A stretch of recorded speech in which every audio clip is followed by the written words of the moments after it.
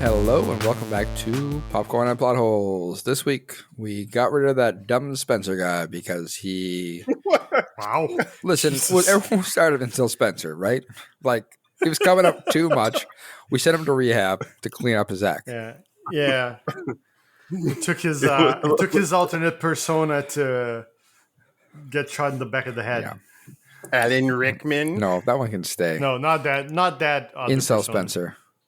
Yeah. Oh, shot one of his personas in the back of the head. Yeah. If I had to pick it, anyways. So good riddance to that guy. Wow. With me, we still, right as answer. always, have Luciano. Hi, hello. And I am a person. He's so happy to be here. Don't say things that may or may not be true. We cannot confirm or deny these statements. Chris, you're also here. I am. You sure are. We watched The Outlaw Johnny Black. It is the Michael Jai White. I guess Michael Jai White vehicle. Come on. One might say it's the Michael Jai White meets Jill Scott meets Tony Baker meets Michael Madsen meets Roger Yuan vehicle. Yeah, one might, but one would be wrong. But then you could also add Russell Peters and then you'd be right. Generally, when things are vehicles, it's not like a short bus. It's a clown. I mean, It's a maybe clown it should car. have Maybe been. it should have been. Let's just get into this movie. We will ask our patented, safe starter question that everyone has come to know and love. Don't know if it's safe. Shut up. I think it's lukewarm at least. It's not scalding. I guess that's safe. See? What did you like about this movie? What was your favorite part about this movie? There were quite a lot, actually. Yeah. For me too. For me, I feel like it feels like I was in a candy shop, like a bonbon shop, with a different flavor. I see what you did there. Yeah. What did I do? A bonbon shop instead of a candy shop? Okay, well, bonbons are candy. You can eat them, and you get different flavors. Takes me back to this one time I was in Montreal. Kidding.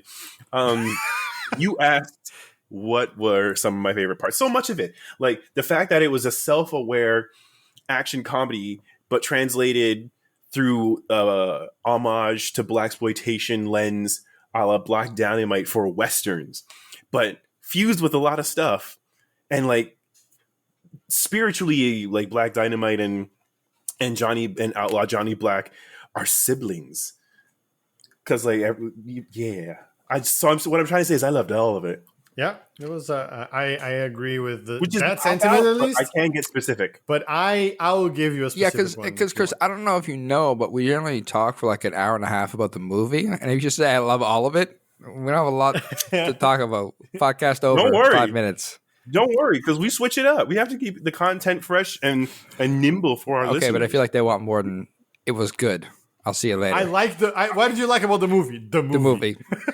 Nailed it. I didn't say that. No, but you might as well have. I'm talking about might have is different from that. See, what you know is what is different compared to what you can prove in court. Don't make me get the transcript. We'll have it. I'll post it. We'll bust it out. I have to wait till the podcast is over. Luciano, Okay, can you be specific, please? Save us. Yeah, so as much as I agree with Chris that I liked like the aspect of it being like self-aware and everything, as always I go to like a very specific like blink and you miss scene, although this is not that small, but when crack shot Bob is like shooting bottles and Johnny comes in and kind of fucks him up and shoots him in the leg and he falls down and he comes to him too and says, pull that shit up again, I'm gonna shoot your nuts off alphabetically. Like I laughed for a solid minute after that. I was like, how? What? Alphabetically? How?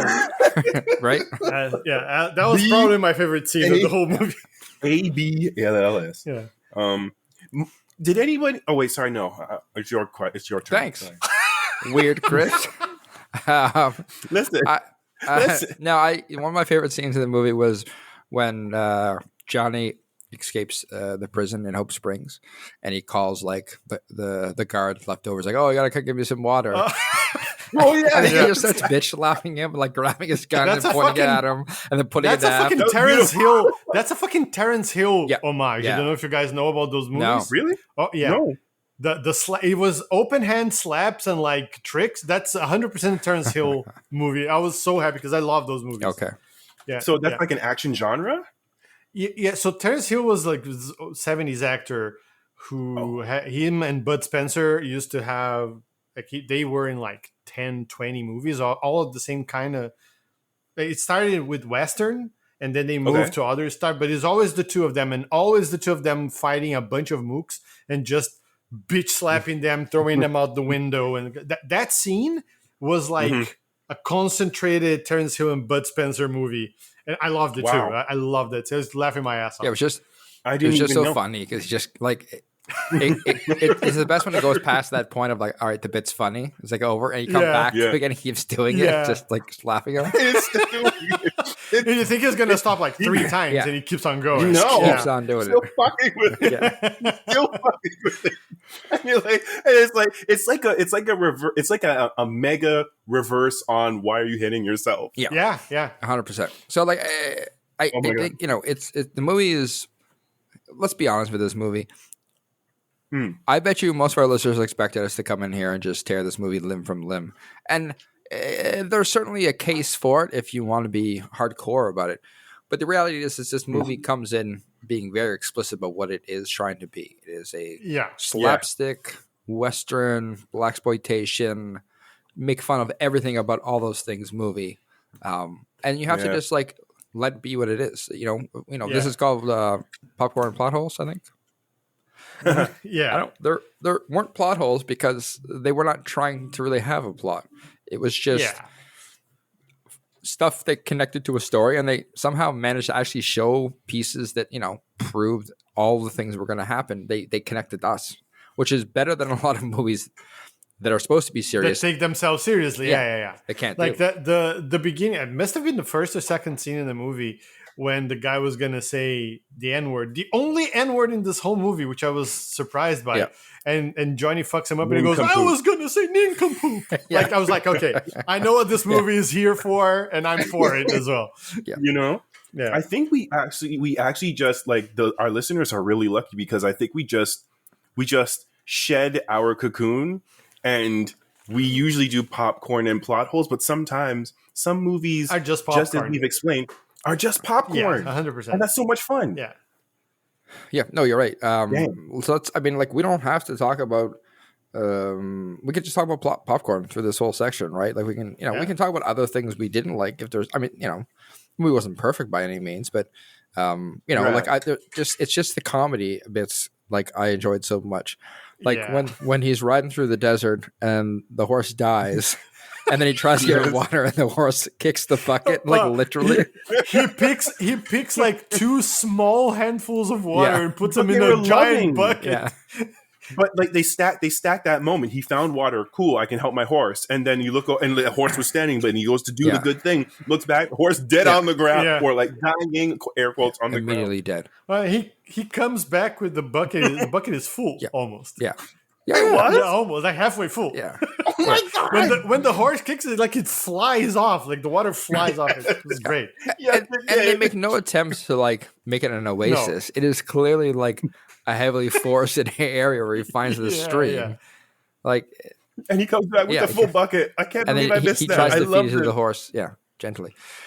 Like there are so many other comedy bits that happen, and Luciano, I think in the pre-show you were mentioning like just the throwaway stuff. So like they had a Chinese laundromat in Hope Springs. At the background. Yeah, there's so many freeze frames. So when in the end when they're dueling, like there's that classic Western fight where everybody shoots and nobody gets hit. Big brawl. Mm-hmm. And then it shows Brett and Johnny squaring off, and when Brett, like when they have the camera on Brett and it pans to the side, there's like 4 or 5 Chinese characters in pink, and it just says laundry at the bottom.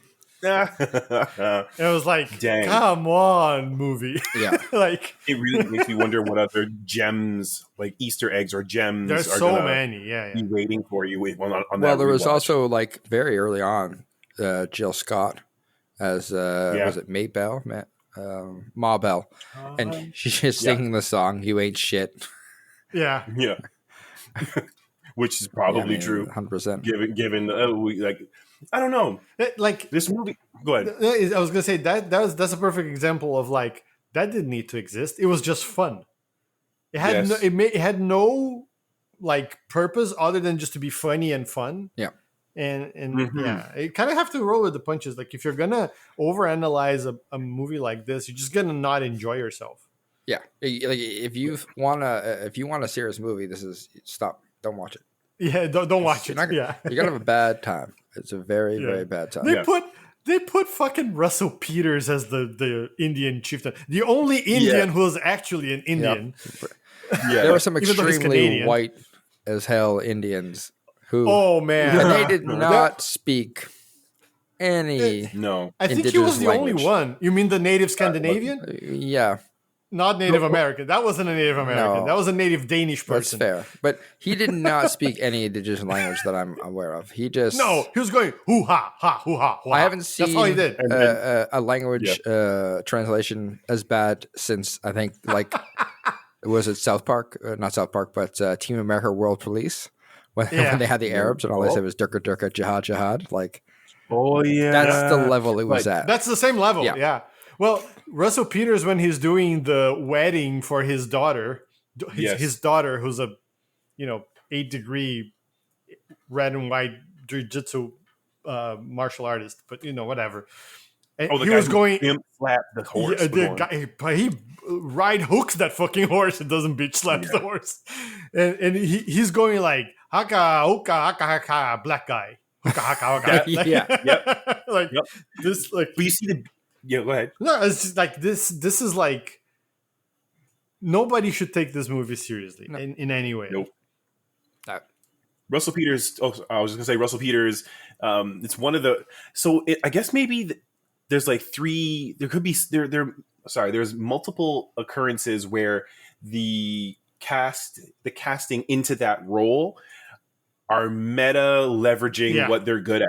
Yes. So Russell Peters, that would feel like a scene he could write where the translation is something black guy. Like that feels very Russell Peters to me. Yeah, definitely. Like if you've watched his stand up, he does that like the sound thing where he's like trying to on purpose to be kind of racist. Yeah, that's definitely what it is. And actually that scene, I don't know if you guys watched this, but there's a Mel Brooks movie from the 70s called Blazing Saddles. Oh, yeah. I know of it, but definitely watch it. You should watch it. It's amazing. And Mel Brooks plays the Indian chief. Mm-hmm. Yeah. And much like in this, instead of speaking any actual Native American language, he just speaks Yiddish. Yeah. And that's the native. It's like if you know Yiddish, it's bonus because what he's saying is super racist with the black family he's talking to. Damn. Yeah, I know. It's the 70s. What can I do? Hey, no, it's fine. It's fine. That's what it is. I mean, that movie was very progressive for the 70s. For a 70s, parody of a Western movie. Yeah. Yeah. But still, it's kind of like, whew. Oh, yeah. I mean, yeah. Well, anyways, we're here to talk about the Outlaw, Johnny Black, and not Blazing Saddles. Let's. I love that movie. Let's. I will watch it again. Listen, maybe we capture that one another time. I mean, the last thing I'll say about that is I'm shocked that Mel Brooks is still alive. He's almost 100. He's like 97. Yeah, he's. I can't believe he's still something going. like that. Yeah. He's a tank. Yeah, he's killing it. Let's just throw it out there. Let's just see, because if we don't say it now, it might crop up and scare us later on. Racism? It might come back from behind the curtain. Well, no, not racism yet. We'll save that. Don't spoiler alert. It was dealt with very well and very funnily in this movie. No, Was there anything you didn't like? Anything that like annoyed you or bothered you about this movie? I mean, I have a personal one. Oh, sorry. Let me clear some space for you, ladies and gentlemen. Now let's make a little space for another. Actually, with Luciano. Brought to you by Beard Talk. Tired of manscaping your balls? Well, Beard Talk grows the hair where it's polite in society. Except for Michael Jai White, because that beard was fucking fake. Like, it was bothering me the entire movie. When he gets to the point where he's shaving, I'm like, yes, he's gonna shave the whole thing off and just leave that stupid like fucking caterpillar that paraded as a mustache for him. What is up with that beard? Like, I know I have the face of a 13-year-old because I can grow a beard for my life dependent on it. I mean, I don't think that our viewers knew that, but now they don't. They're not viewers, they're listeners. But, what is up with that beard? Like, what can Michael Jai White actually grow a beard? What was going on? As someone who has a beard like Kratos, I'll allow it. I didn't notice anything and did not care in the slightest. What? Yeah. You should have noticed more. Why? Why were you staring at his beard so hard? Because it's fake. Think about it. Because it's fake. This whole movie's a joke, and they're just like, "Oh, fake beard." Yeah. I'm rolling with it. I know he's for the beard challenged, such as he. It's an insult. Why are you insulted? You don't have one. Yes. If you do, I'm sure he can grow a proper beard, and he chose not to do it. Skipping your time and multi-dimensional skipping into the realm, the timeline where Luciano has a luscious bush. Well, a bush. You could have chose many words, and you chose poorly. I'm going to choose to end my actually moment here before we get even deeper. I think, and that was Beard Talk, the only lather that you want on your bush. See, this is your fault, Matt. How's it my fault? It's not mine. Fair. It's somehow my fault. It's just that like I think the only Do you have thing something for me with this movie. The beginning, they spent their time in the beginning with some really disparate scenes to set up stuff for later on, but it doesn't feel fun in the first couple of scenes because they're just like they're seeing their way through, like they're really setting stuff up. Once you get past the setup, and once you definitely get to Hope Springs, then it's all gold. But some of that stuff is just like, all right, why are we doing this, right? Like, right. We have the flashback. We don't know anything about Brett Hayden, and then we get a flashback scene, and then we get another flashback scene. And it's like a lot of time spent to be like, he killed his dad. It's like, I don't, it's fine. Like we're goofing around here. I don't need it to be serious about that serious or that intense, not intense, but like that much time spent on like, he shot his dad for no reason. That sort of stuff. Like it could have been a little faster. Yeah. I also thought that they spent a little, like there was too much time wasted on that. Like there was no need to be that long the flashback. It did, like it's not like the rest of the movie is well grounded in like thing, storytelling. Right? Yeah. Could have just been like a situation where, right. He saw the whole trick thing and guy got mad and shot him. Yeah. It didn't have to be a whole. But then they needed the whole preacher thing for the end. Right. So, part of me feels like this is a bit, this could be because I don't know about the Sam Raimi's Quick and the Dead as far as like how those flashbacks go, but flashbacks are indicative, especially in Westerns, aren't they? Not necessarily. Like if playing on an extended flashback. Not necessarily. But no, okay. They could have just said he killed my pa, and I would have been like, all right, good enough reason for me. Like that happens. Yeah. That happens in Westerns all the time. You killed my pa, you killed my ma, you killed my sister, my family, whole family whatever. And stuff. And like lots of times, you just see them show up and murder the family without any cause. They just do it. Yeah, and that's enough. I don't need to like it's fine. Brett Hayden is a bad dude. We got it. We don't need to see him shoot a bunch of people in a when he robs the bank. In a random bank while he's trying to replicate the trick and whatever. He shoots his dad, right? For no reason. We're proving he's evil. It's fine. Interesting. It's like actually that's a fair point because I agree with you. It would have been a bit more within the the genre it was homaging / parodying, right? Yeah. Just a very brief scene of like no context, just Brett shooting the old man, and then another scene where the old man was preaching, and like just really like just flashbacks, not a whole scene. Yeah. I mean, it didn't. I think it bothered you a little bit more than it bothered me, but it was like unnecessary. I think it just pacing of the movie was a bit off there. Like there could have been. It was so serious in comparison to the rest of the movie, and they never go back to the level of seriousness after killing his dad, right? Yeah, the slapstick just like not slapstick, but like the jokes and the gags increase. I mean, there is some slapstick. Sure, well, there is some slapstick, yes, but it's not all slapstick. No. Yeah. It goes like you said, when they get to Hope Springs, then it kind of, I don't want to say derails because it was never railed, but it sort of like goes off the deep end with the craziness. Yeah, and it changes course. It switches tracks altogether, and it's in a forward motion, of course, but it goes in a different direction. I think, and they make it. Well, I was going to say, I think the biggest thing for me is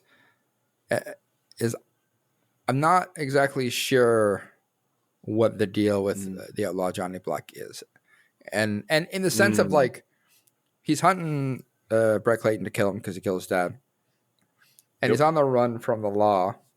And we are shown that it's obviously like a lot of it's false and made up, right? When he shoots that guy in the hat, and they're like, "You killed the man." Yeah. He keeps saying like, "The only crime I'm guilty of is killing a damn hat." Yeah. And so like that's obviously some of the crimes he's allegedly committed aren't true, but it's just like he's on the run from the law, and then he's trying to find this guy, and then he decides to take preacher Fairman's like life. Yeah. Like to what end? What's your like? What are you actually trying to do here? Like, are you a criminal? Because he's going to steal $5,000 from the church. So it's like, oh, are you a criminal? And that stuff was just like a little. Well, he says it himself, right? That he did commit a lot of crimes. He had a gang, right? Yeah. But to me, you didn't know he had a gang until the end of the movie. The one thing that when we were talking, like you said in the pre-show, and I thought about bringing it up, but again, it's not in the sort of spirit of the movie. But to me, his whole the only thing that felt a little bit forced to me was when he escapes from prison and he shoots the fucking Flintstone. I was like, the fuck, Flint Rock or whatever. Wish they had said it was Flintstone, because then there was some jokes to be made there, but. And then I was like, where is he going in? Like, why is he now in the middle of nowhere dying from thirst? That to me felt like it was a little bit excited. Like, why? Accelerated. Yeah. And it sort of feels forced a little bit that he's, like, oh, now he has a horse that's dying from thirst. It's a little bit, that was the only thing to me that was like, nah. I mean, that kind of foreshadows another question that we have, but I think it's this is a different question. I think we should talk about it now. How did Johnny Black survive this movie?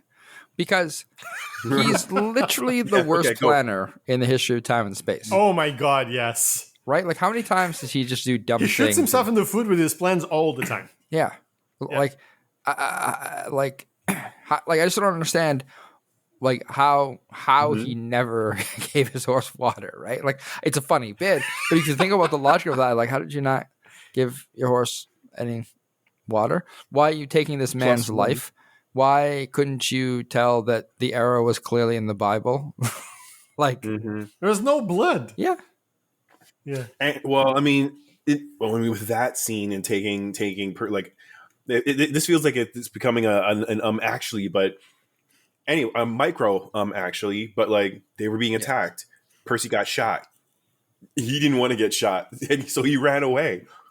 And like Percy wasn't like, I'm still shot dead. But that's exactly why I was saying, because it's like, okay, so he was running away. He was running away from Randy Couture. I don't remember the character's name. Yeah. and he like escapes because he like blows up the bridge in the worst CG of space and time. and then he runs away and he almost dies from thirst, and then Percy saves him. And what was his ultimate plan there? Was there any plan? It was just running. And he decided, you know what? I have this guy. This guy is dead. Maybe I can duck from the law. But then he runs into a marshal in the sea. Right.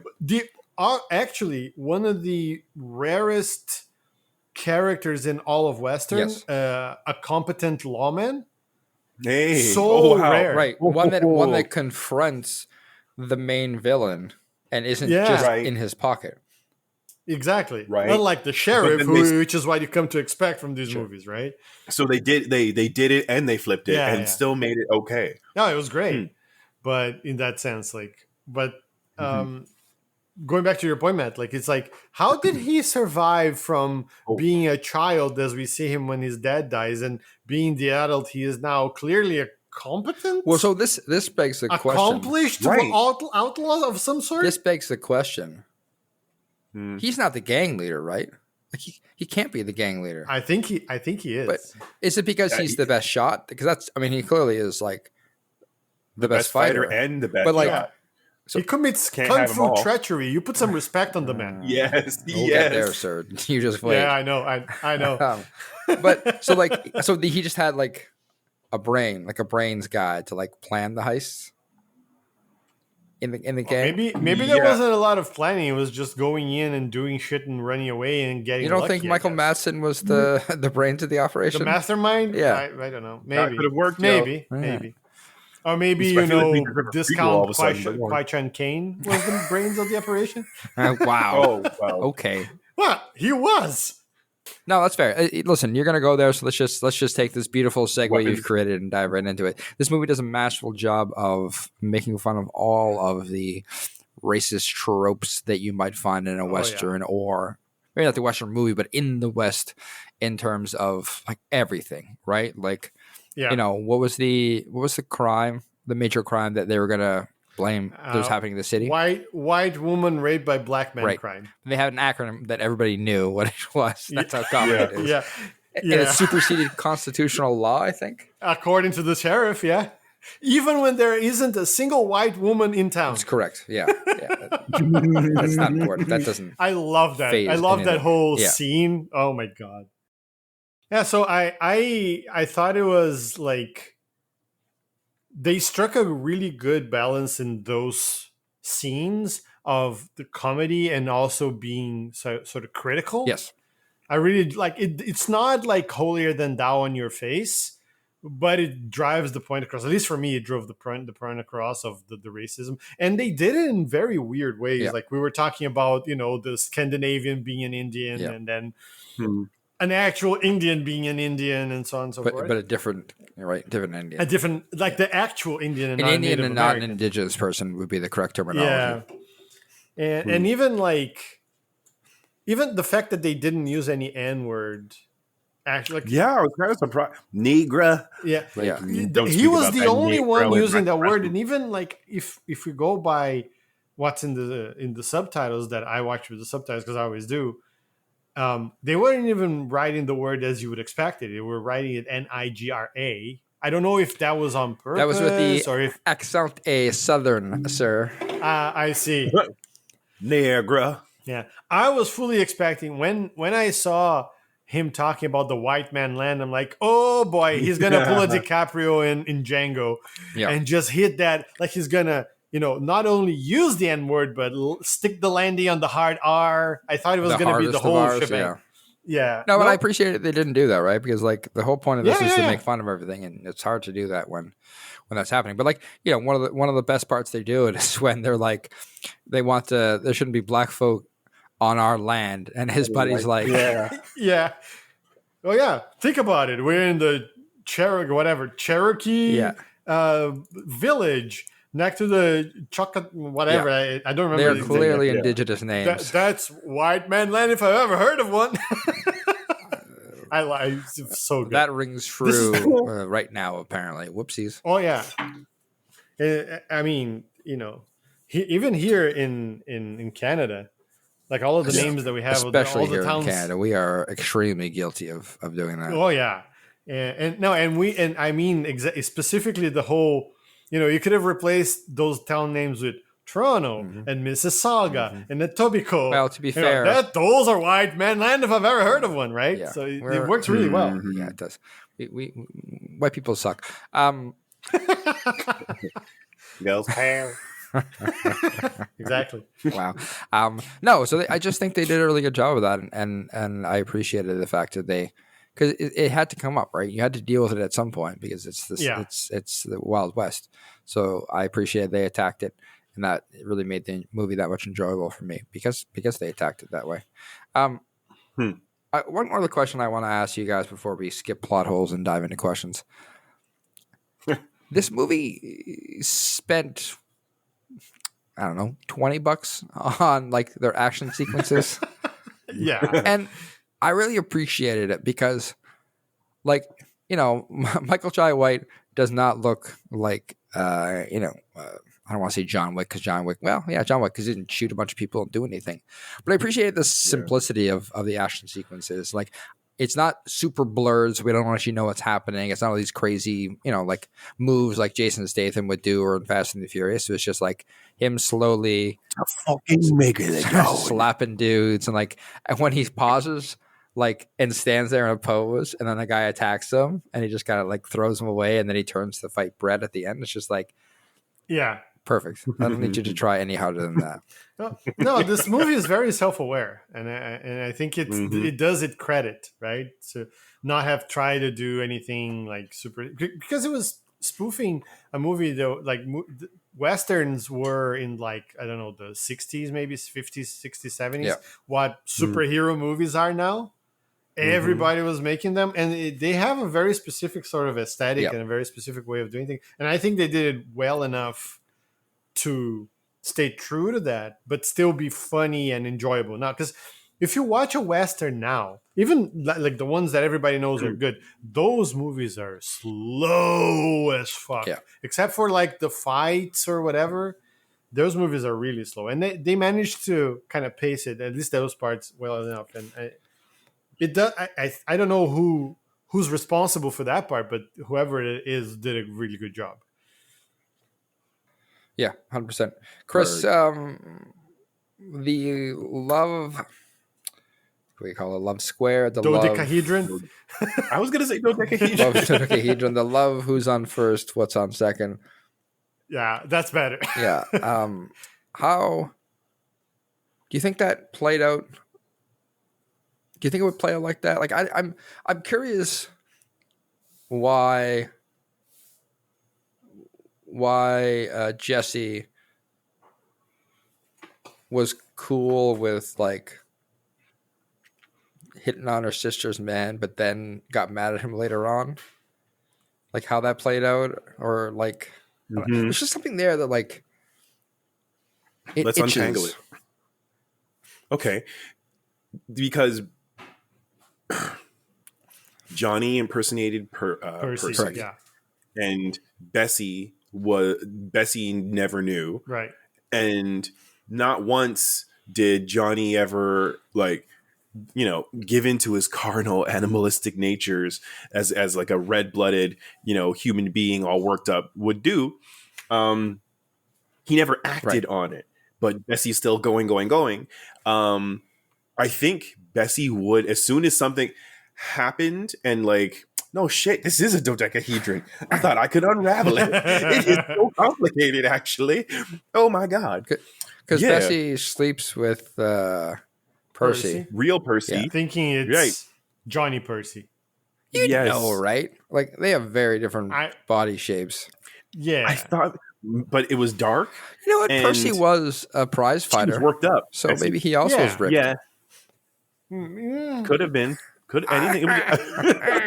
Let's make sure that was captured. Luciano's reaction was that, ladies and gentlemen of the audience. That means he ain't shit. I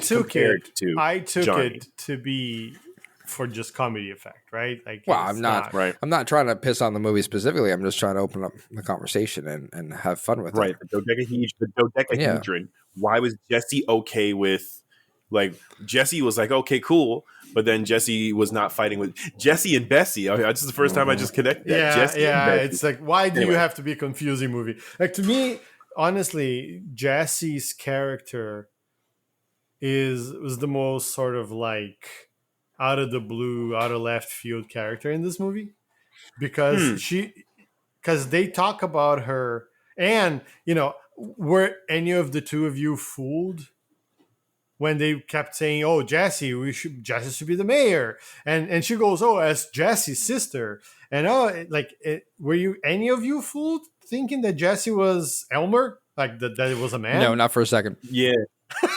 I have to admit it. I thought that like, oh, this must be Jesse because of the presence and like that dynamic shot, and he starts politic, like he's like spitting those politic infused rhymes, right? Like, and then I was like, but it goes off the rails immediately. Why are both his eyes moving like that? Until you saw both those doodly googlies moving around. And I have to perfect. Pee. I have to pee now. Yep, have to pee right now. Oh my god. Yeah. Like really, really great switcheroo on their part. So yes, I have to admit, I was fooled up until like, wait, huh? Because I never paid attention to who else was in the horse buggy. I was like people, and like that person is taller, and so assumptions. So I fell for it. Yeah.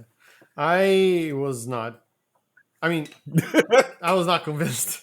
Especially when they like the two of them roll and they say, "Here's Jesse now," and I'm like, "Oh, you know what? Okay, you know what it was actually. This is what threw it off for me. That's a thing, isn't that a pattern too? No, well, you know what it is.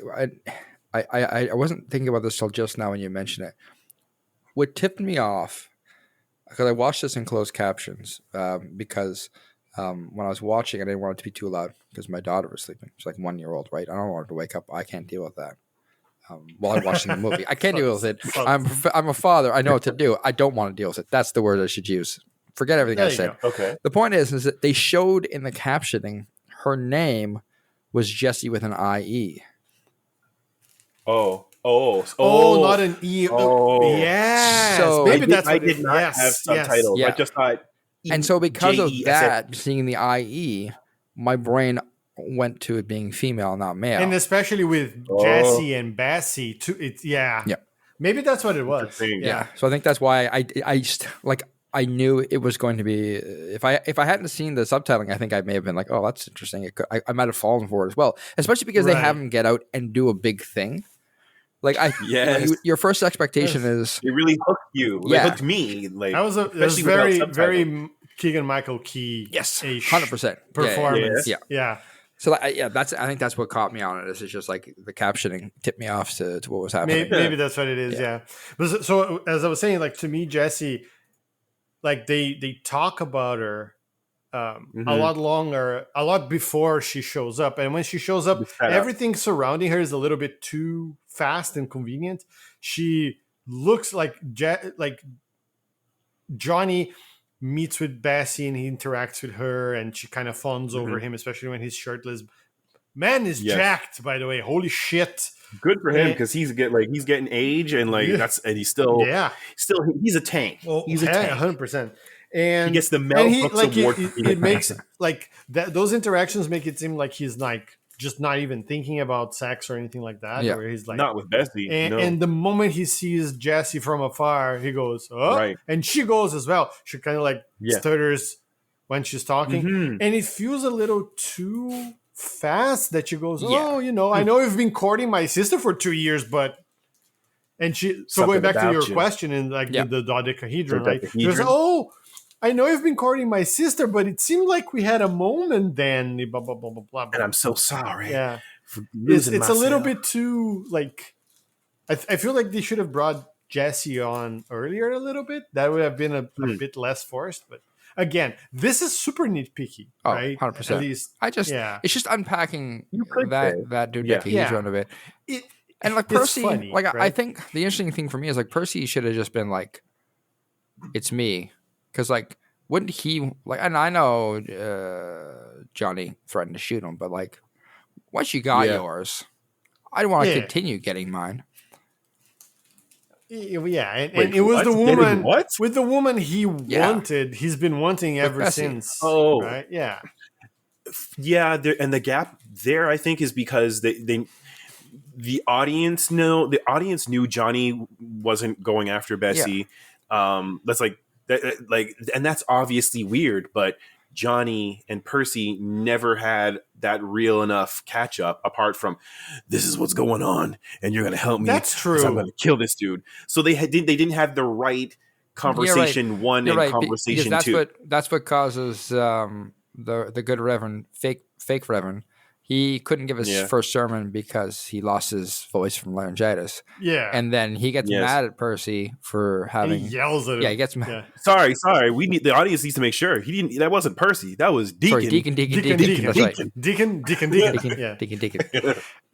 Continue. Triple Deke slept... Hey! Holy shit! Slept with Bessie. And then fake Reverend finds out and yells at him while the sermon's going on. And then is forced to deliver his sermon.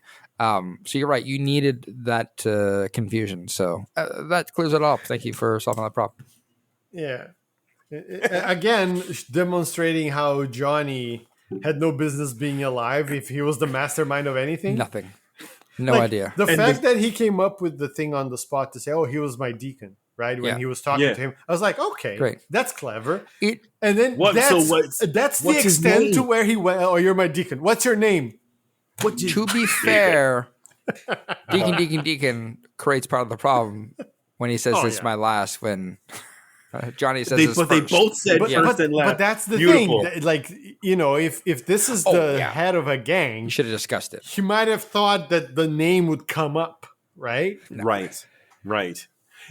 He's totally had a master strategist as part of the gang, which again, the cherry on top in the earlier part of the movie, which I forgot to pin during this section, was like, why and how was Johnny so chill with being about to behave? It's like he's talented in like fisticuffs and gunslinging, but like his presence of mind is just out the window, about to get hung, and he's like laughing at a joke, which was funny. It reminds me of that meme with James Franco, where there's other guy in the first time. Yeah, that's how it felt like. Like he was like, this again. I mean, honestly, he's probably been in that situation before based on the crimes he gets accused of. This is probably a good point for us to drive by plot holes real quick. There's none. Guys, there's nothing here to talk about for plot holes. Everything is a plot hole, but nothing is a plot hole because the movie is just trying to be fun and show action. And like I said, they do a great job of setting things up. So when Deacon goes off and gets his original indigenous family to come help, well, we set that gag up because they captured him and married him off to their son, whatever. I can't remember the name. I thought it was going to say Son of Light or Rose or something. Oh, but they say the name. I don't, They even make mention of his bride, the horse punching bride. Sure, yeah. Oh my god! But they even make mention of like Johnny's gang, right? So when they show up, it's like, oh yeah, Johnny has a gang. And like, listen, you could nitpick at stuff like, I thought the marshal was dead, and then he shows back up. And Johnny is really bad at noticing who's dead and who's alive. This is a thing we'll talk about, I think. So we're gonna skip plot holes because it's just not fun. It's not worth anybody's time, and we're gonna dive. But we still had fun. Yeah, we're gonna dive right into our questions and just get to it. Dig it. I just mentioned that Deacon went to find his indigenous family so they could help defend Hope Springs, but he ran away from them. He escaped. Yes. How did he convince them, recruit them, as you were, to come help defend Hope Springs? Quite frankly, there's only when you given that silent shotgun wedding, escape. Excuse you, it's a bow wedding. Oh, tomahawk. It's a bow and arrow or a tomahawk wedding. Tomahawk wedding is better. Let's go with tomahawk wedding. I like it. Yeah, that's good. Yeah, Shout out to the Atlanta Braves. No, that's racist as shit. It is. Could have been worse. It could have said Chicago Redskins. It's I Washington, didn't say that. and they're not a real thing anymore. That's the Blackhawks. I know, of they Chicago. changed, right? That's right. Washington football team. The Black what? Okay, listen, I'm going to take you down this trip real fast. There is the Kansas City Chiefs. Matt edition. And that's not great. Then there's Chicago Blackhawks. Yeah. Apparently, allegedly named after an army regiment. And I'm pretty certain that army regiment didn't get that name because of the birds in the air with black feathers. And then we had the Washington Redskins, the single most racist name ever in the history of pro sports. They got rid of that name. Now they're just the Washington Commanders. Or the Washington Commies, if you like to shorten things. Oh, no. Because it could have been worse. It could have been just the Washington Comanches. They could, I thought you were about to say Comanches. Commanders, I was like, oh, Lord. Commies. Right. Okay. Yeah. Commies. I heard. And also there was the Cleveland Indians. That's true. Yeah.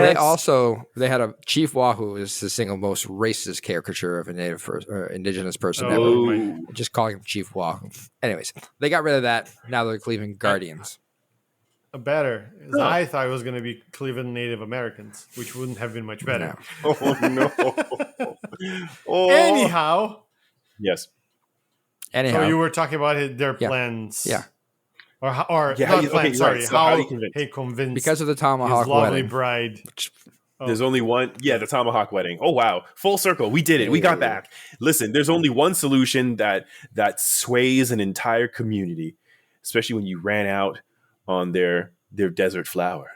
You must lay with the desert flower. Oh, is that why it took so long? Listen, sometimes it took one for the team. It's admirable. Well, he didn't take anything. He took from the team and had to give back to the team. I don't like how we're characterizing like he was not interested. I think he just didn't want to marry because he was already in love. But yeah, when push comes to shove, you got to save your town. You got to save your love. I don't think that means he didn't get into it. Yeah, I'm not saying that. Yeah, okay, I'm just saying he was like, I know I might be in trouble with the woman I love, but I need to do this. Yeah, in order to save the town. Exactly. Sometimes you need to lay it down and turn it loose, as they say. What are you laying down? Yeah. I'm laying down these sweet, buttery buttermilk biscuits with a hint of Hope Springs jam on you. Yeah. I don't know if all of that was any better than just saying the word dick, but I appreciate that. I don't think it was. Chris painted a visual picture, whatever. Yeah, I know, but I'm not sure that it was any better. No. Listen, what you call your tallywhacker and what I call my tallywhacker is my business. Sounds like you call yours a tallywhacker, which is the problem that we're not going into. I did not want to use the DICK word at the point in time. Anyways, we're past you. Luciano, do you have a different suggestion? I think that he needed to invoke the name of the Lord. Oh, because indigenous people are real big on Christianity? Yeah, of course. Fair enough. If the colonization of America is anything to go by. Am I the problem? I am the problem. You might be the problem. Yeah. Yeah, no, I was because Chris was painting his whole scene with words for us. I was wondering something I didn't even realize at the time when I was watching the movie, but nobody understood English. How the fuck did he communicate with them? He had a sexual manifest destiny. I see. And he just downloaded like Neo in the Matrix downloading Kung Fu. He downloaded whatever language they spoke. Okay. Yep. I mean, that's plausible as anything. I think Chris is right. It was a language of love. He spoke. Are you familiar with puppetry of the penis? I wish. I wish. Why does that sound like an ad you would hear on YouTube? I'm not, and I wish I didn't even know the term. That is 100% puppetry. That is 100% a real show you can go see. It's two Australian dudes that like make shapes and things with their dicks and balls. Oh I will not watch that, and I resent that you suggest that I would. I mean, I'm just asking you for familiar, but I think that is what he did. So he didn't have to go all the way to where Chris wish said, I could go back a minute ago and I didn't know about this. Sir, you sounded extra scholarly when you spat that combination of words. Are you familiar with the puppetry of the penis, offered by DeVry, MIT, the Florida U, the Ohio State University puppetry of the Ohio puppetry, brought to you by Brock Lesnar. Sure. Next question. We get a list of crimes that Johnny Black is guilty of or wanted allegedly guilty of. These are the things that lead to his moniker labeling as an outlaw, quote unquote. Right. The list that we hear: train robbery, horse thievery, improper white woman eye contact. Improper white woman. There's a proper way to look at white women, apparently. Kung fu treachery, bilking the bishop, and we have inciting badassery. Yes. Which I'm not sure how you do exactly. And then there's also one, Luciano, what was the last one you mentioned? Malicious product displacement. Right, yeah. Not placement. Displacement. Yeah. Yes. I guess he was fucking around with window shops. I don't know. Maybe. Who knows how displaced it was. But I think the one I want to know the most about there's two. First, I want to know either what is Kung Fu treachery or what did Johnny Black do to be convicted of or wanted for Kung Fu treachery? Yes. Luciano, you want to tag team this? Sure. I think that in the spirit of this movie and the way that things are, I think the mere fact that he knew Kung Fu was treachery. And so his usage of said martial art in the execution of his duties as an outlaw, I don't know if they're duties, no, they are. He incurred into Kung Fu treachery vis-a-vis the treachery of the use of Kung Fu by the mere use of said use of said Kung Fu. Does the counselor agree? I hope you're referring to me because we're supposed to be tag team. Yes. I do concur, and if the court will allow, I'll allow it. What? You're the I am the law court. You should have told me this in your chambers. I thought we were both trying to get to Judge Spotted. You in Hope Springs and me in Beaumont, but now I'm learning things I never knew. I concur. Great job. Way to tag team that, guys. Did you lose your train of thought again? I would like to just suggest that maybe Kung Fu treachery is when you make your penis do Kung Fu on people. Just throwing it out there. Why? Again with the fucking penis? You're on a roll. So much is happening cosmically. Mercury must be in retro. I'm pretty sure you can pump your penis into several Kung Fu positions / moves. No, how do your penis? Does your penis have arms? Like what the fuck? I'm sorry, I don't want to know. Don't answer. I'm sorry. I'm sorry. I'm sorry. Think of the listeners. Think of the listeners that could be children. Listen, they need to learn about these things early in their lives. Also, if there are listeners of this that are children, this is their fathers and mothers. Yeah, they don't listen to this. Yeah. Listen, child, you're gonna be all right. When it comes to Kung Fu treachery, you are about to be well learned in the verity of multiplicities of Kung Fu treachery. And my good friend Luciano just explained one, and the other is apparently I concur. Penis treachery. I'm just with Kung Fu. I'm just asking questions. That's all I'm here for. Speaking of asking questions, bilking the bishop. Whoa! Bishop is a euphemism for the penis, is it not? Oh my god! You know what? I have to allow this one because that's exactly what I thought as well. When I heard the bishop. So no wonder Johnny. No wonder Johnny Black is so. He was quick with the naming and understanding of the org structures of the clergy, right? I mean, like instantly, he's my deacon, and then bilking the bishop. Something happened. He's my deacon. Nice. Triple Deke. Triple Deke. Yeah. Ooh, sneaky. Deaky. So it all goes back to the Catholic Church and penises, is what you're saying. Yeah, that's what I'm saying. But the thing with bilking the bishop, it's not what you think. It is not just jerking your dick off. That's too easy. That's the second scenario. What if someone thought what if someone believed that massive air quotes, believed that he was bilking his bishop somewhere when once again he was probably selecting cucumbers to make a romaine salad of sorts. What if there was an actual bishop? Chris, can I ask you a question? Yes. Okay. How would you make selecting a cucumber for a salad look like jerking off? A bishop?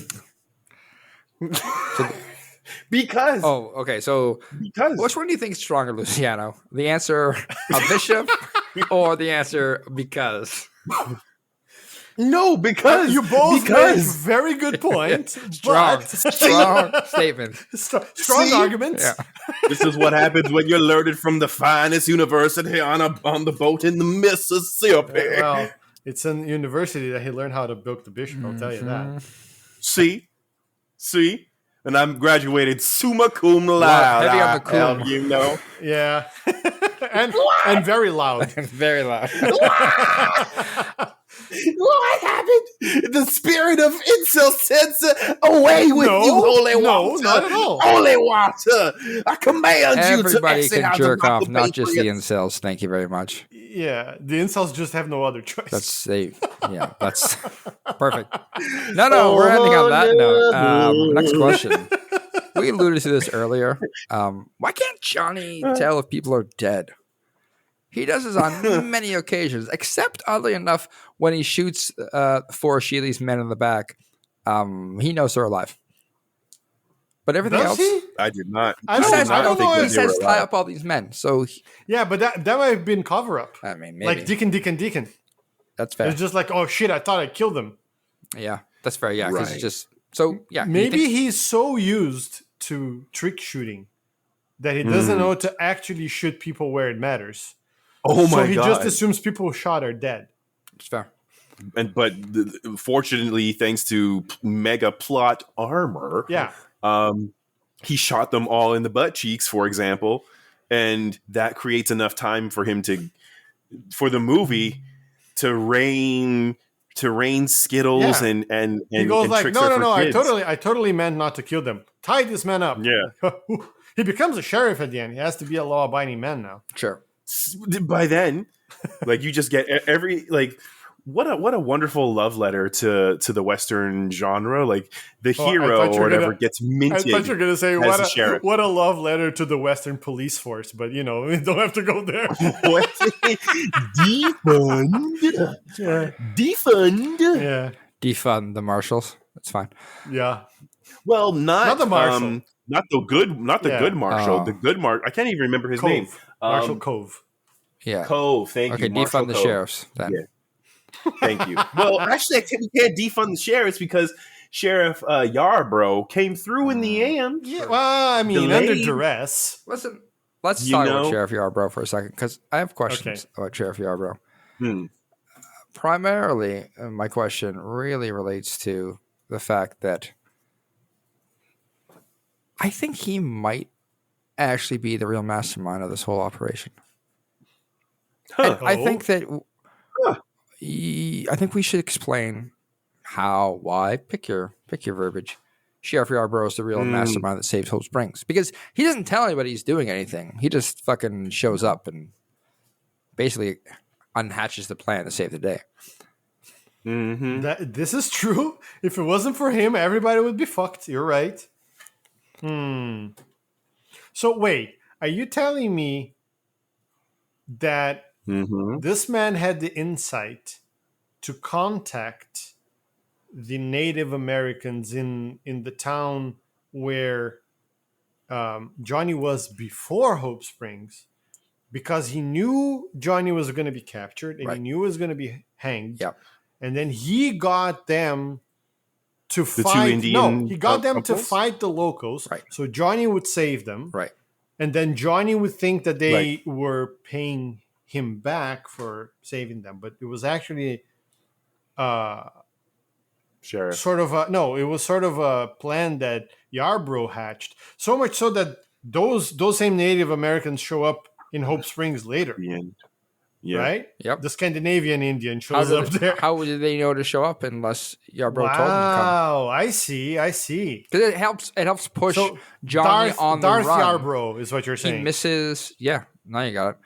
It puts Johnny on the run. He misses Brett Clayton, so it gives him a reason to continue searching. Puts him on the run. Yeah, and he knew that he would run into Percy. Sure. That Percy would be attacked by his other Native American friends who were looking for a husband for the chieftain's daughter. Yeah. And she had a thing for men of God, right? Yep.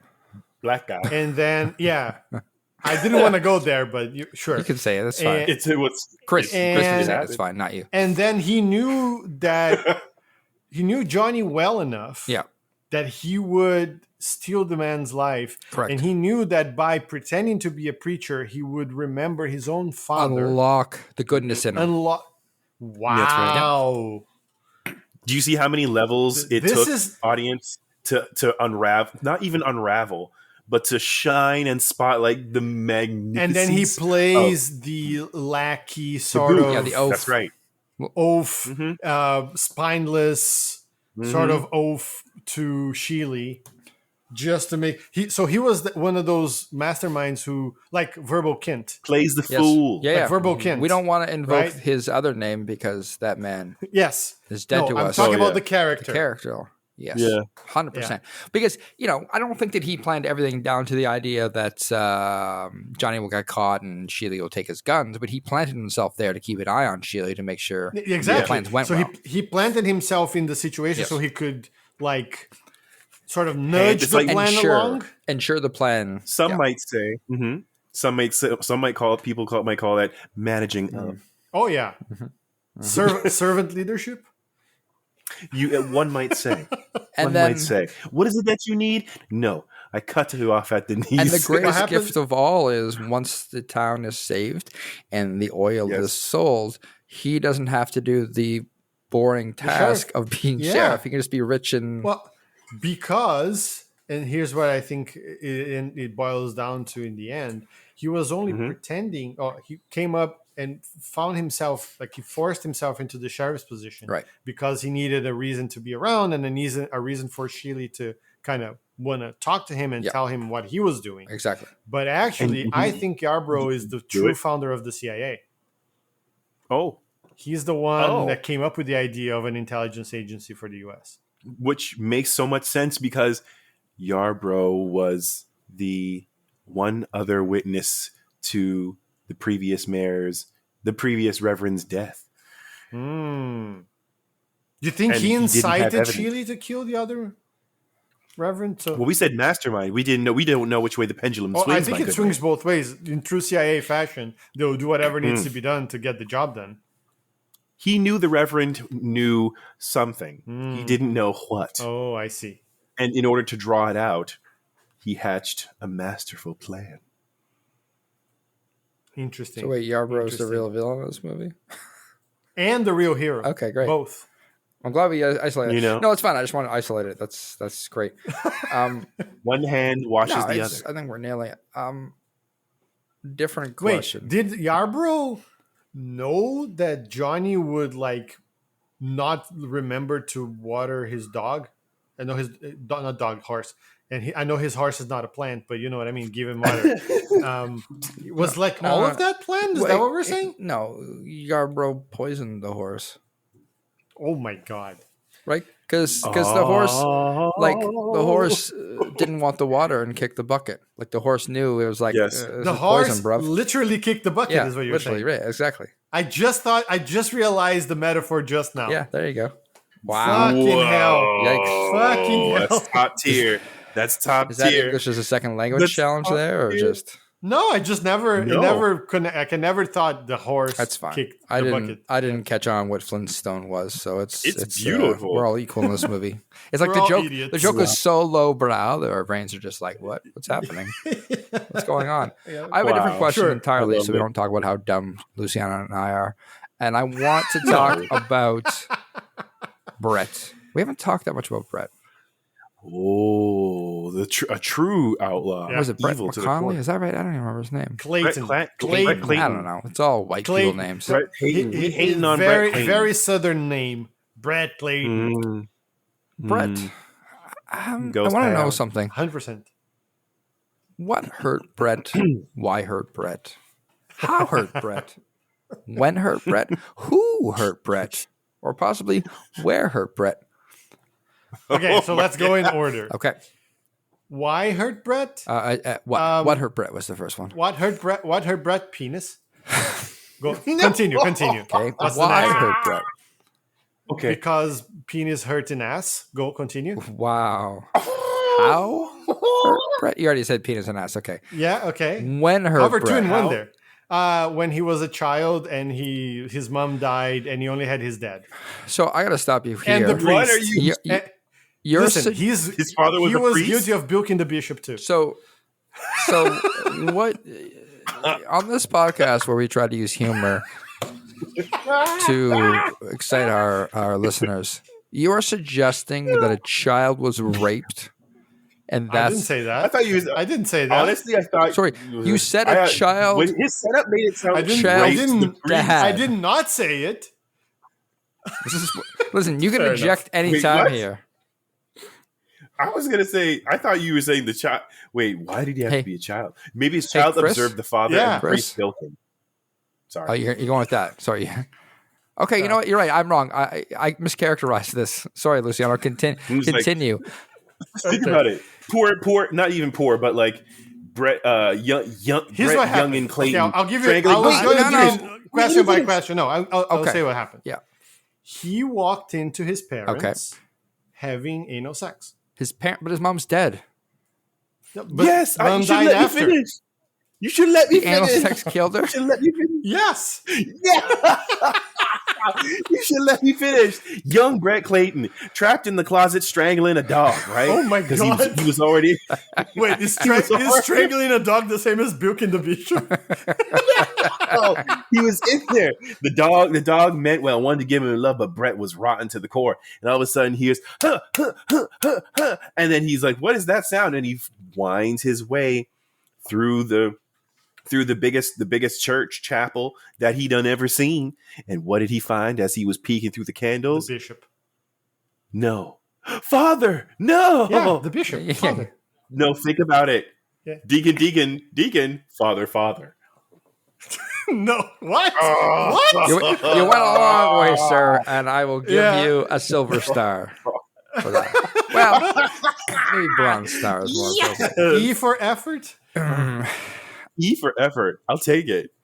Oh my god. That's you know what? That didn't answer my question, but I don't want to continue it, so we're going to move on. Let's talk about the goat that Percy rode. Percy steals a goat to get to A tiny baby goat. a baby looks goat like. to get to Hope Springs faster. But as we see, Percy, if he sits on the goat, he has to walk himself. Yes. And Yeah. listen, And he does. I don't care. Good for Percy. But what happened to that goat? Nice. He's here with us today. Goat. Yeah. That's what happened. Goat. That's what happened with him. Goat. He started a podcast. What is milking the bishop?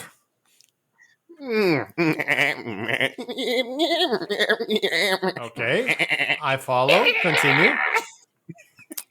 Oh, you can't say that on this podcast, goat. I'm sorry. Yeah.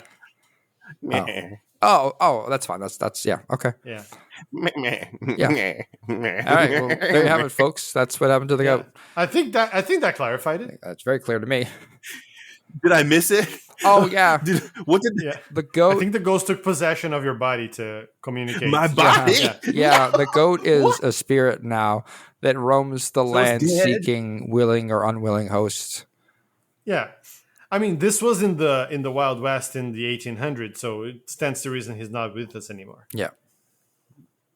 The goat could. Well, the spirit of the goat is yes. Yeah, definitely. That's what I'm saying. He was just here. Mostly with you. Yeah.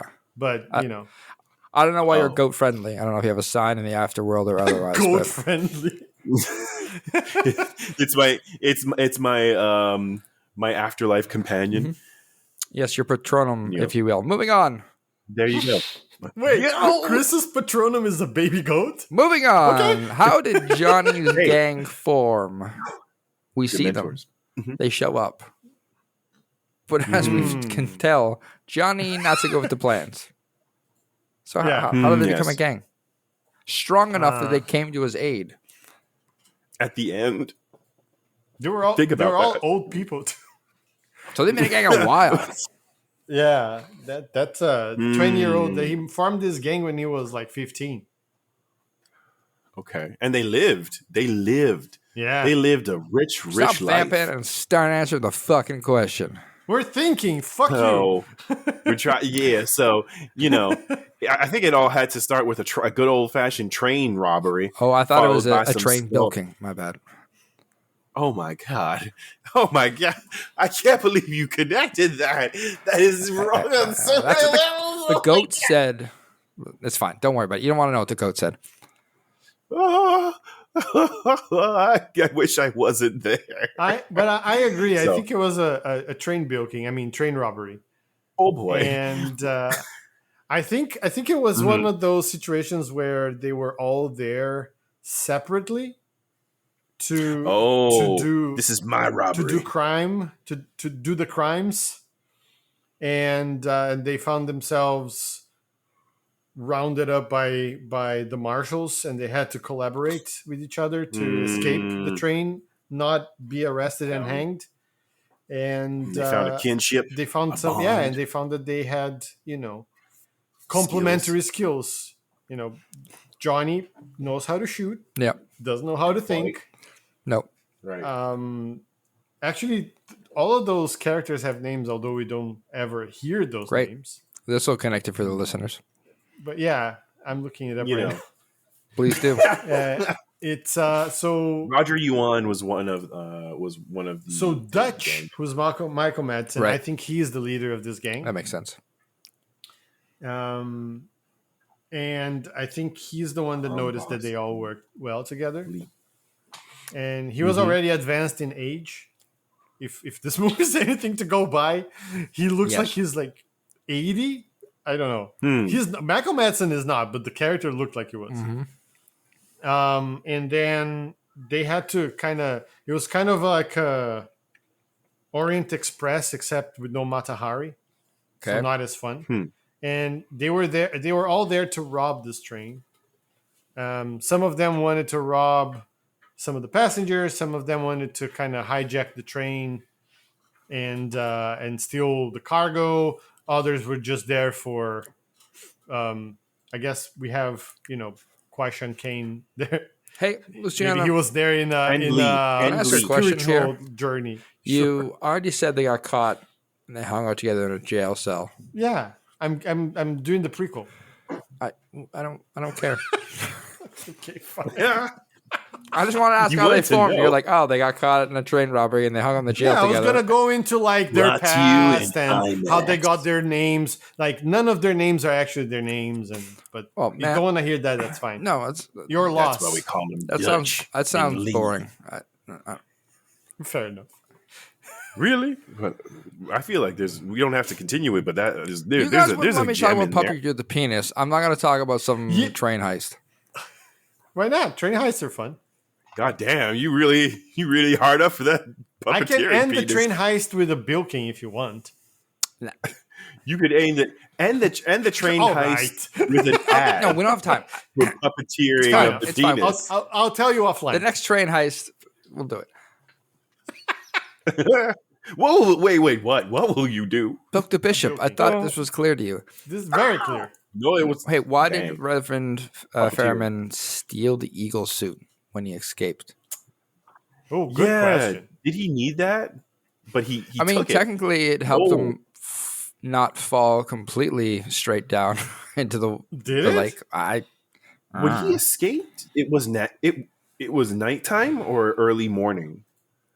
Early morning. I think early morning. So then it might have still been cold, but like I don't know why he couldn't have kept his blanket. But I guess he wanted to put some like real mileage on between that himself. So he runs faster with an eagle suit on. Is what you're saying? And he's not freezing because the sun's not up. I mean, it is. With the feathers. Oh yeah, just get the wings out. On the wings of love, my brother. Fly, you go fly. You know, caw. Wow. I think he was just racist, and he thought that if he dressed like an animal, like a bird, the other Native Americans would think he's one of them and wouldn't bother him. Oh my god, that's what I think. He's racist. This answer has been brought to you by a racist Luciano, who I'm not racist. Believes the Atlanta Braves should never change their name. The first sentence that every racist says, I'm not racist, but... Listen. Oh my God. This segment brought to you by Ghost Power.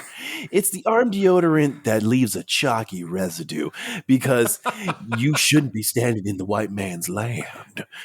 Oh my God. Wow. The only way to steer away from that is to ask, how did Sheely, a.k.a. McSheely, as some of us has called it in the pre-show. Oh, McSheely. Get his money. Called him Cokedly. I just want to make sure Chris understands that Sheely is the white man who is trying to buy / level the town. Yes. You call him How did he come by his money? Yeah, how did he get his money? Because he's clearly he's rich. He just doesn't want to pay for the town, right? But he clearly has money. He's a big house, blah, blah, blah. But how did he get that money? Because they don't explain that. It's a fortune of finite means. So sure. in his quest for more, and to create a true foothold, because notice he has no heir to his burgeoning empire, which is why he was like, unfortunately, sexually harassing and threatening rape to Jesse, and it's like, if you don't strip you bare and da da da. He has no heir, and so his finite fortune is not enough for him to complete the twilight phase of his years. Did you notice how you asked how he came by his money, and Chris is answering why does he need more money? Yeah, I was going to check in there. Hey, bud, how did you get that finite amount of money you talked about there? I know. Fuck your question. I'm going to answer my question. I'm sorry. I know it's your answer. It's fine. You don't want to tell us. That's cool. He got it, and then he spent it. That's so much still not how. I know. This time it was deliberate. I think. Hear me out. He has no idea. Yeah, it sounds like it. Listen, why don't you take a stab? I think he came by his money. Because he needed that money. No, I'm kidding. I think he came by his money because he was very good at blackjack. Okay. And then he won a lot at a casino. Right. And but he was also a sore loser. Right. So when he lost all of his money that he won because the casino was cheating. Right. And they try to force him to bilk the bishop to pay his bills. Obviously. Dang. He decided that he was not going to be an honest blackjack casino goer anymore. Hell no. He was going to become a criminal. And so he still bilked the bishop because, little pleasure never hurt anybody. But then he killed everybody and stole the money from the casino. And left. So if I could narrow all on his own. If I could narrow it down, he jerked off a ton and then killed a bunch of people and stole their money while jerking off. All right, story checks out. They call him now. He's known as Tom Sheely, right? But his name back then was One-Eyed Willie. Oh, I thought you were going to say Mick Sheely. Yeah. You had it. The plane was coming down nicely, and then no. The wheels just blew off. No, Listen. You hit some turbulence just before you touch the tarmac. It has to make a little bit of sense. And you decided to see how quickly you could down a fifth of Jack while one-handing the plane. You thinking, I got this. You still did your lap and got all over the instruments. That's not what you were doing. That's not what I was doing with my other hand. And your co-pilot was trying to execute everything they knew to help save you through the magic of puppetry of the penis. But then the steering wheel still, once again, you couldn't grasp because your head was all jelly like with Vaseline. I know all of my answers are juxtaposed against Chris's, so I get why you would expect me to not make sense, but I feel the need to make a little bit of sense. It's a flaw in character that I have. Sure is. Everybody needs love. Bishop. I could answer this, but it feels better to just not, and then I won't be ridiculed. So I'm not going to. I'm going to move on. I have one more question for everybody here. Okay. Spoiler alert. It's what's your rating for this movie? See what I did there? Very. Oh, I didn't expect that one. I wasn't expecting. I thought we were. This fireside chat was popping. Popcorn. If you say popcorn, there's no subtle joke. You're just yelling the joke. Yeah, at people. it's not. It's just a word at that point. It's popping. Popcorn. This chat's popping. Popcorn. Pew pew pew pew pew. Yeah. You're right. I could have throttled up on that. You squawked it though. Yeah, I like that. Right. We do a rating system on the show. It's the S-tiered rating system. We invented it and we perfected it. Top level S, bottom level F, other letters in the middle. Chris, I'm going to come to you second because I don't trust you. Luciano, what is your rating? So I really enjoyed this movie. It was fun. It felt like, unlike many of the movies we've been watching lately, it understood the assignment and it colored within the lines and it went outside of the lines in appropriate moments. It was funny. It was entertaining. The action scenes were suitably dumb. The acting was non-existent as it shouldn't have been. That it should have been? As it should have been. And as it was, I'm sure. Like the one of the main things is for me in ratings is would I watch this again? And I would, just for the fun of it, just for the little scenes, which is rare nowadays in movies where I'm just gonna rewatch this movie for those two scenes. It doesn't happen anymore. And I also want to try to find more of those like freeze frame bonus situations. So. With all of that, like you said, Matt, in the beginning, it's not a perfect movie by any means, but it's still a lot of fun and it has real watchability. So I think it's a solid B for me. Solid B. Almost an A, but needed a little bit more meat in the bones to be a full A. Yeah. B. Solid B. All right, Chris. Why do you have to breathe like that? He's bracing Sometimes himself. I need more oxygen in my body than a small breath will allow, so I took the big one. I don't know. There's too much carbon dioxide in my system to get enough oxygen in, so I had to get. No, I don't want that science answer. I don't want that education answer. No, sir. That sounded like you were bracing yourself for something that was coming that you know you don't want, but it's coming anyway like a freight train. Surprise! It's actually a truck. So my rating on this movie is powered and brought to you by the power of the mathematical equation deacon. So if we break that down phonetically and look within the polynomials that live within, it's an A. Wow. It's an A. You know what's sad? And the best part of that, the best part of that is that's an organic A, because the more I watch this movie, it will evolve into an S. It's a free range, artisanal, a free range, grass fed. Yeah. A. Interesting. That will one day become like my scrambled eggs and toast on my plate with some buttermilk biscuits. That'll be an S. The sad part about this is that his reasoning for this A makes about as much sense as every other rating he's ever given. I mean, that's not sad. I'll allow it. That's on par. That's happy. It's called consistency. It's a system he's employing. Probably. I don't know. I don't understand it. It's like the universe. Probably. It pulls me through like the guiding wind. It's not worth going into. I would say I was waffling on this one between a B and a C. I had fun with the movie. I don't know if I would watch it. Maybe I would watch it again. I think I'm gonna go. I think you will. I'm gonna go C. No, I'm gonna go B because I really enjoyed the fact that it was a fun movie and the premise was simple. It didn't take itself too seriously. It didn't drag the story along and drama and intrigue and try to make it have complex layers. It just, it hit every trope in the book, and it did it with intention to make fun of those tropes, and that was fun. It was fun once you understood what it was doing. I had a really good time. So I would say it's a B for me. Like there, are, like Luciano said, there's a couple of things that are kind of like, it kind of sucks, or that's some of you could probably act better. But in general, it's maybe you could not phone it in every scene. Yeah, but everyone's having a good time with it, right? So that's the key. Everyone knows the joke and they're in on the joke. So I had a fun time with it.